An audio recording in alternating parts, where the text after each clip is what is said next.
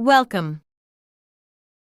In this video we will show you a general overview of AutoCA, our CAD software solution designed to simplify and make technical work more efficient.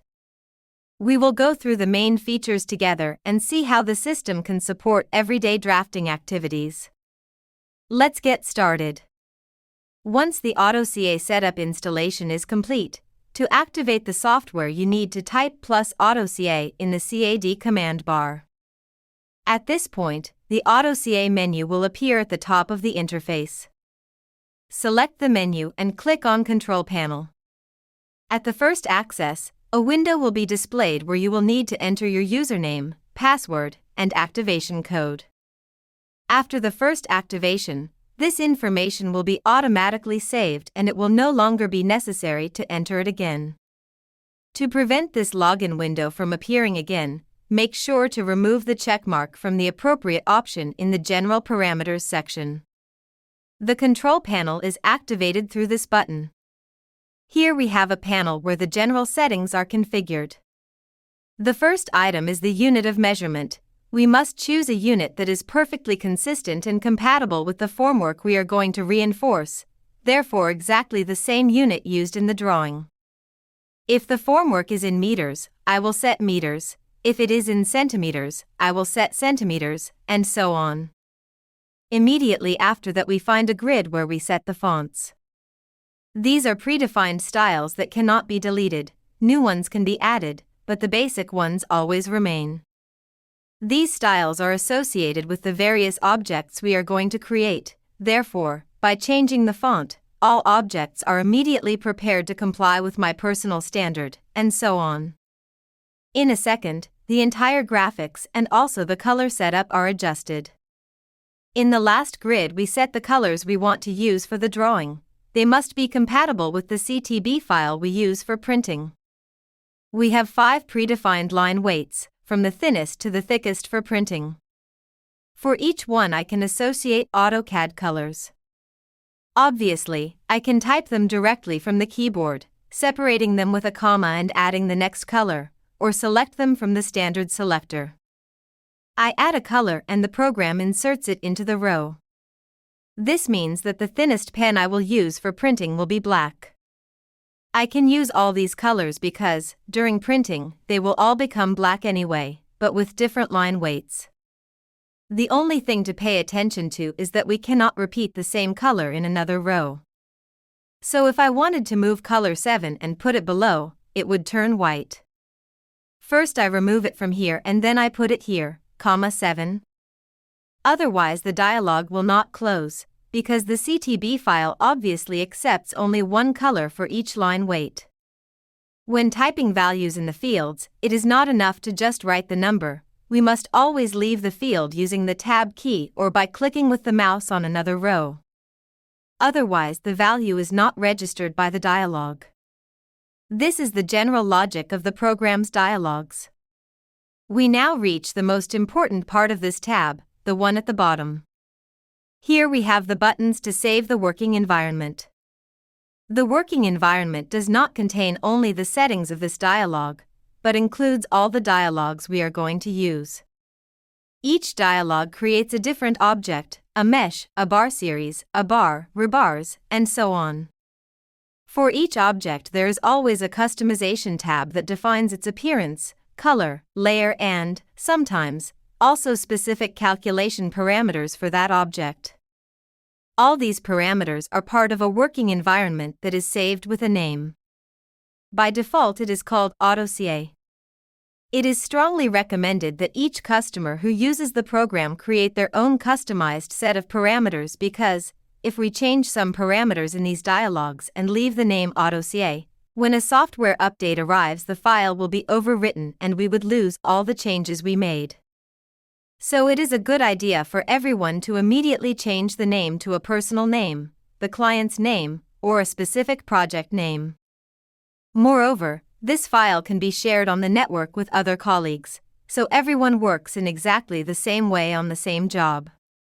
The Save Environment as Default button writes it into the local computer registry, so that when I reopen the application I always find the same parameters.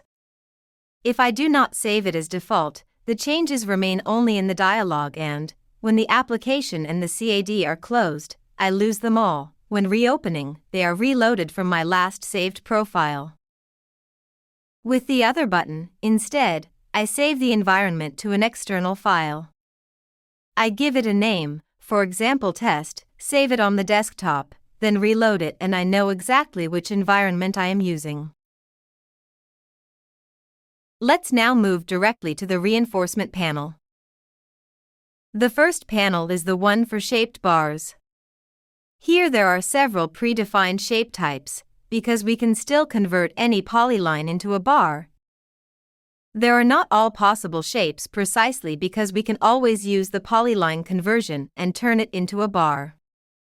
It is very useful and very convenient. We have one panel for bars and one for stirrups. Let's do a very simple example. This is the cross-section of a beam and this is the side view of the beam. I go to create the reinforcement of the beam. I set the concrete cover, for example 3 centimeters. Then I set the side dimensions.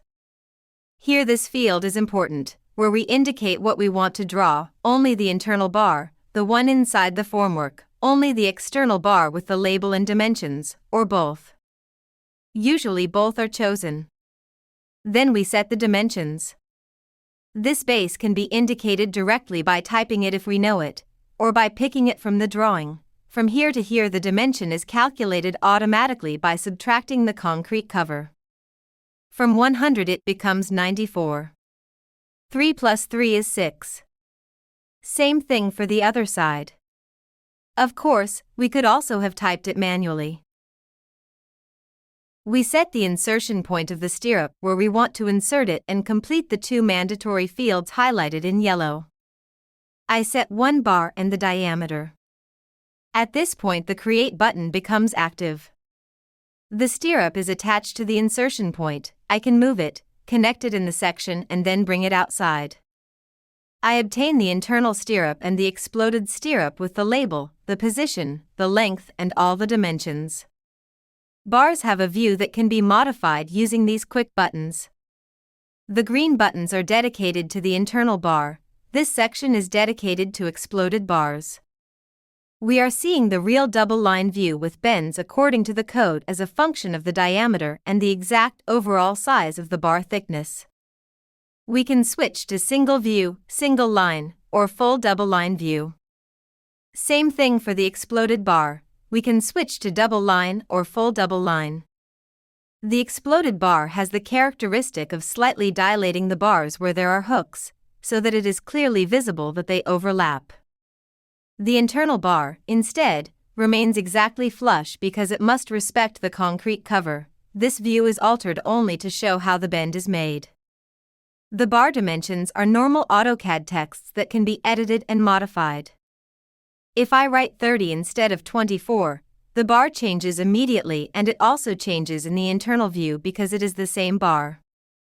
I put it back to 24 and everything updates. Same thing for the other length. I can therefore modify the bar either by changing the texts or by using CAD commands such as stretch. If I stretch on this side, both the internal and exploded bar are lengthened. There is also a more automatic mode called Auto Shape. It is used to automatically generate the stirrup and automatically insert it inside the formwork. In this case, I select the beam geometry and the program automatically breaks down the area into rectangles, adapts the stirrup to the dimensions with the required concrete cover, allows me to rotate the hook where needed and then I generate the bar. Once done, I close the panel. At this point I need to distribute this bar along the entire length of the beam. I change object. Click on the Bar Series panel. Bar Series. Connect the side of the bar that I want to see in this view. Position 2. Long side 83/95. Indicate the spacing and generate the series with 3 points, as shown in the preview panel. It is important to set the concrete cover so that the stirrups are positioned correctly inside the beam. The stirrups are distributed in space. Here the last one is missing because the remaining distance is less than 20 centimeters and we had set a spacing of 20 centimeters. By touching the object, now when touching it, its construction line also appears. Right-click, Edit. I can force the end so that it also inserts the last bar at the end, even if the spacing is not exactly 20. The program redistributes all the spacings uniformly to compensate for the length. In this way, the bar has also acquired the spacing. If I modify the stirrup, I automatically modify the entire series and the quantity becomes 19, calculated according to the spacing and the length. These texts are AutoCAD texts. I can move them wherever I want and I can modify them. The number of bars, the diameter, and the spacing are editable. If I change the spacing directly on the label, the number of bars automatically increases because they are redistributed. There is a perfect link between the section view and the elevation view of the bars. I can touch an element of the series and create a callout. I can move it wherever I want and I can modify it to also show the number, the position, the spacing, and so on. This callout shows only the data it retrieves from the series view, but I can modify the series and everything updates immediately. View, label, number of bars. The objects are linked, they are dynamic. By modifying one view, I get the update in the other view as well. This is the general functioning of the software. There are then many options to go into the details of each object and different working modes. For example, I can choose not to see all the bars but only one at a time. I modify the series, choose Select Bar, pick a bar and I see only that one with its application range. This is the philosophy of the software. The exact same logic applies to shear series, that is, the series of rebars shown in section. It works exactly the same way. I connect a view of a bar and I see it again in the section bars. I create a longitudinal bar, position it, take the measurement from the drawing, indicate the insertion point, set 6 bars of diameter 16, create the bar and bring it outside. In section, I will have an aligned section series. I connect the bar simply by touching the label and the program retrieves the information. I create the series, start from a point, draw the construction line and I obtain the 6 rebars. I can modify the graphics, real view with diameter to scale, reference line, cross, etc. I can move the rebars, move the construction line and the entire series moves. By modifying the series, I can add one more rebar, from 6 to 7, and the program redistributes everything in equal spacing. 2 important things: copy and mirror. Never use the standard AutoCAD commands because they only copy the graphics. Always use the program's copy element and mirror element. This way the entire object is copied and a new progressive position is assigned. From each single bar I can generate internal bars, in this case the green ones, that do not count in the bill of quantities. The quantities are given only by the main bar. If I modify the main bar, all internal copies update. When I move the exploded bar, the label moves together with it. At this point, however, I can also detach the label and move it freely, placing it exactly where it is most convenient for me. If instead I select only the bar and move it, the label continues to follow it, but it maintains the position that I had previously decided. The same applies to dimensions. I can move them and arrange them as I prefer to make the drawing more readable. And if at a later time I want to go back, there are specific commands that allow me to reset the label positions, and automatically bring them back to their original position. If I draw any polyline in AutoCAD, therefore a polyline with any number of sides, when I go to the bar shape from Polyline command, I just need to touch the polyline and it is taken as a base. At that point I set the diameter, for example, 020, confirm and create the bar. This becomes my starting shape, with all the dimensions that from this moment on react automatically to any modification I make. From the AutoCA menu, I can also change the view. I can display it flush, or use the theoretical view, without taking into account the bending radius. Obviously, I can also modify the shape directly. I grab a grip, move it, and I see that all the dimensions update in real time. I move another grip, and the update is immediate. At the bottom there are also several general utility commands that are used very often: copy, mirror, edit, copy properties, and also the renumber command, which is used to change position numbers. I can also change the position number directly from the label. For example, I write 10 and the position is updated immediately. But if I have many positions, it is more convenient to use the renumber command. I select the entire drawing, say, renumber from 100, and automatically, I get 100, 101, 102, 103, and so on. Finally, there are also generic shape modification commands. I can remove a side using remove, touch the side and it is deleted, or I can add a new one with add, select the point and the side is created.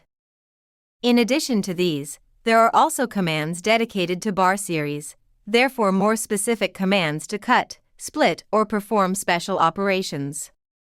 Let's do a practical example. I create a very long bar, say more than 12 meters, which is roughly the standard limit for bar transport. In the customization section there is in fact a check that signals when a bar exceeds this length. The measure is customizable, but usually the reference value is exactly 12 meters. So, when I select this bar that is 18 meters long, the software highlights it in red and warns me that it exceeds the limit. If I want, I can still say to produce it anyway, and in fact in the exploded view the bar appears whole at 18 meters. But clearly this is not acceptable, so at this point I have to split it. To do this there is the split command. I can select the bar and manually indicate the point where I want to cut it. Alternatively, which is the most convenient method, I can enter the advanced options. I open the panel and the software tells me, the bar is this long.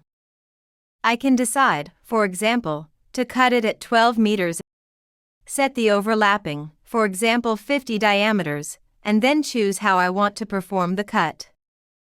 I can decide whether the 12-meter part should be on the right, on the left, in the center, or follow other cutting schemes. I then choose the scheme I prefer. I can also activate automatic dimensioning, set a distance for graphical placement, and finally confirm with break. At this point the software splits the bar. I obtain a 12-meter bar plus the remaining one, and automatically the internal bar is also split. Everything is already divided correctly and ready to be managed without errors. Then there is another very important thing, which is the control of what we have done, to verify that the drawing is correct and that the quantities entered are right. In this panel, where you see the position number, I can directly indicate the number I want to check, or scroll with the selector through all the positions present. In this case, for example, we have position 1 and 2, while the others have been renumbered, so they start from 100. If I go to position 1, the inspection magnifier is activated and the software immediately tells me, look, it is a single piece. The exploded bar is highlighted and I also see the connection with the internal bar, which is this one here. Basically, it clearly shows me what that piece is connected to.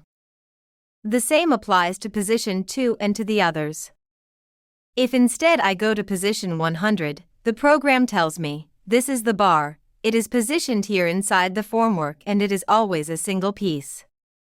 Continuing to scroll, I reach, for example, this position. Here it tells me that the quantity is 25. This is that stirrup, which is highlighted both in the drawing and inside the formwork. In addition, it also shows me the distribution on the other view, which is the one that determines the total number. So the value 25 is not random, but derives precisely from this series and from its distribution. At this point, I can also copy all the content. I use the copy command, select what I am interested in, maybe this yes, this no, and copy it here. In this way I obtain another beam, with different positions. In fact, I had already prepared another one, so now I simply go to modify it. I take the AutoCAD stretch command, so I stretch only the internal part, without touching the bar, and move it to this position. As soon as I do it, everything updates automatically. I also stretch this other part, and it updates. I stretch this one again. And here I have created another beam, practically instantly. The only thing that does not update automatically is this line that represents the beam outline, because it is not managed by the software. That remains a normal AutoCAD polyline, so it must be moved or stretched manually. All the reinforcement part, instead, therefore the bars, is completely controlled by the software and updates automatically without problems. Then we have the whole callout section, that is, position references. Beyond the label that we see directly on the bar, I can insert different types of callouts, on bars, on rebar series, on bar series, and so on. I therefore have full control over all the available types of callouts. Here, in fact, we see the list of types: automatic, on bar series, and others. For each one I can decide which data I want to show in the callout. For example, I remove everything and leave only the position with the surrounding box, and apply it to the bar callout. I confirm with apply. At this point, when I go to create a bar callout, only the options I have just chosen are active in the grid. Since the bars are already connected, because they derive from the exploded bar, I can simply switch to internal bar mode and create the callout. I touch the bar, draw the control line, and the program immediately returns, for example, position 4. The callout is completely dynamic. I can move it, drag it wherever I want, and arrange it graphically without problems. If I then want, I can enter edit mode and add other data that I had not initially shown, such as the number of bars, the diameter, or the spacing. I can therefore enrich the callout with all the information I need. The same procedure applies to all bars. I create the callout on this one, on that one, and so on. I can do the same also on the section bars, simply by changing the callout type. For example, I choose the section bar callout, select the connected bar, touch the construction polyline, and create the callout. Also in this case, if I move the callout, the bar automatically follows it through the connecting line. I can move both the text and the line, according to what I need.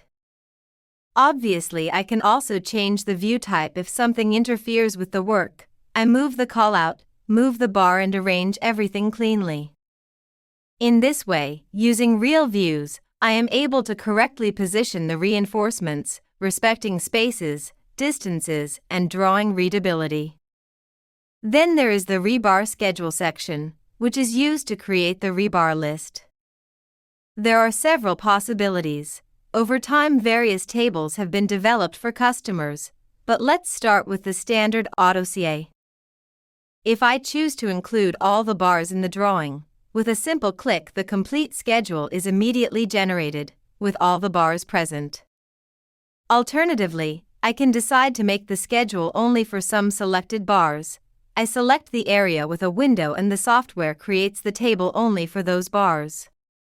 Another very interesting function is the one that creates the elements we are reinforcing.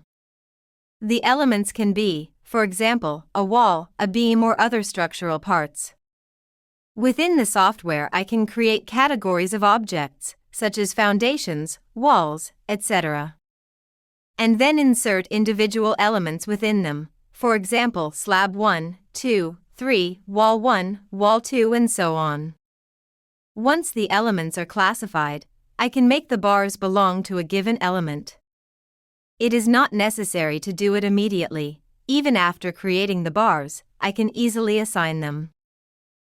With the Assign Element command, at the bottom in the toolbar, I select the bars that I want to transfer to a specific element. For example, I take all the foundation bars, press Enter and assign them to the foundation element. The table updates immediately. The selected bars are inserted into the chosen element.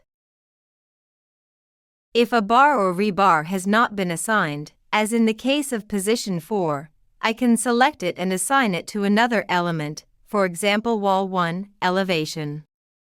Everything is updated automatically. In this way I can have a summary of the bars for each element, including the total weight in kilograms or volume. And when I create schedules, I can choose to generate them based on elements. For example, I can create the schedule only for the foundation. All tables can be exported to Excel. I select the table, go to the Utility section, click Export to Excel, assign a name and save. In this way I obtain the table with numbers, drawings, and dimensions. In addition, the tables can also be exported in machine format for production and bending centers.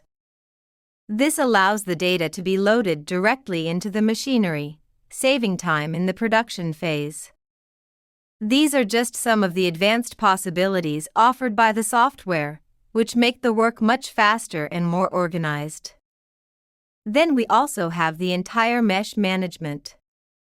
Meshes can be managed in different ways, for example symbolically, as a symbol applied to a surface, or in section, as a more technical detail. Let's start with the symbolic mode. I choose the type of mesh I need from those available in the library. This is a library that can also be modified and customized. I can add new mesh types with numbering, sheet dimensions, width, spacing, diameters, and so on. Once the mesh type is chosen, I can indicate whether the sheets must overlap or not. If I activate overlap, I also specify how many diameters they must overlap, both in X and Y. At this point I select the area, simply by touching the polyline that defines it. The software automatically calculates how many sheets are needed, for example 15, and I confirm with Create. The mesh is inserted symbolically with its label, which immediately indicates the number of sheets. From here I can also generate a table dedicated to meshes. I go to the Meshes section, choose the area table, and the program returns all the information: the element to which the mesh belongs, the type of mesh used, the sheet dimensions, the weight, the covered surface, and of course the total number of sheets. In this case, 15 sheets for a coverage of 90 square meters.